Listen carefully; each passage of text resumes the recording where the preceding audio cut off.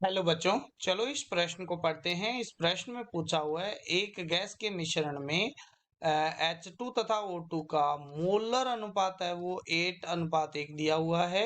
तो आपके पास में मिश्रण में H2 और O2 के द्रव्यमान का भारानुसार अनुपात क्या होना चाहिए, ये आपसे पूछा हुआ है। तो चलो हमारे पास में सबसे पहले हम इस प्रश्न की मुख्य अवधारणा को सीखते हैं। तो मुख्य अवधारणा के अंदर हमारे पास में क्या आता है, जो मोल होते हैं वो क्या होते हैं, मोल होते हैं उसको हम n से रिप्रेजेंट करते हैं। और ये क्या होता है, द्रव्यमान, द्रव्यमान जिसको हम m से रिप्रेजेंट करते हैं। और बट्टा में क्या होता है, मोलर द्रव्यमान होता है, मोलर द्रव्यमान होता है जिसको हम कैपिटल M से क्या करते हैं, प्रदर्शित करते हैं, बड़े M से प्रदर्शित करते हैं। ठीक है, तो यहाँ पर दिया गया है N of H2 divide by N of O2।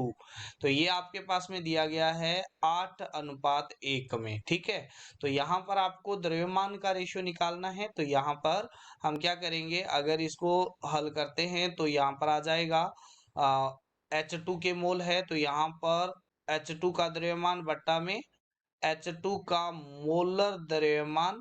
और यहाँ पर क्या आ जाएगा, ऑक्सीजन का द्रव्यमान अपॉन में नीचे आ जाएगा ऑक्सीजन का मोलर द्रव्यमान। ठीक है, तो यहाँ से ये आ जाएगा 8:1 equal to m of H2 divide by m of O2। और यहाँ पर आ जाएगा जो मोलर द्रव्यमान है वो आपके पास में किसके बराबर होता है, जो मोलर द्रव्यमान H2 का होता है वो होता है 2 ग्राम, और O2 का होता है वो होता है 32 ग्राम। ठीक है, तो ये रख देते हैं यहाँ पर 32 और यहाँ पर रख देते हैं 2। तो ये गया 1, ये गया 16 से।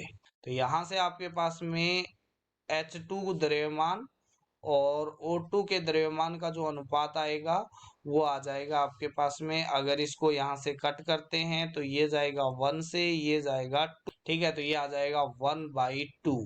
तो ये अनुपात आपके पास में आ गया। जो आपका सही उत्तर है वो दिया गया है डी के अंदर।